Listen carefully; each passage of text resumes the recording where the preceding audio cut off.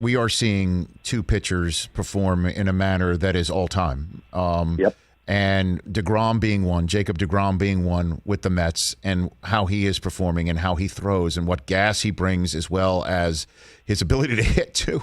And then there's Ohtani, who is a unicorn.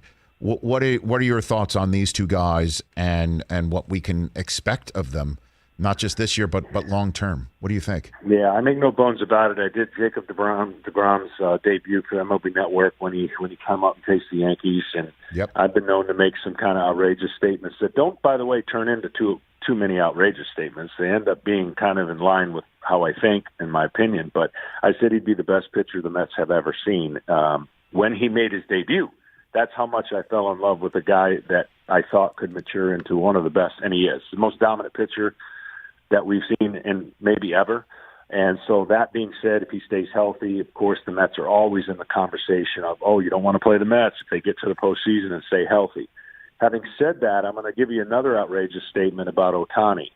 Ohtani is a special player that, I think everyone's rooting for, but the reality of how much longer can this not take away from each great talent that he has. I will say this about Ohtani. And again, when I saw him, come into the league, I didn't think he could stay healthy in the beginning because the task he was trying to pull off was monumental, and he needed time on both sides, both from a pitching side and from a hitting side. You combine the both, and he's had this super kind of freakish athlete that I hope we continue to see. But if all he did was pitch, he would be on the trails of a Jacob DeGrom.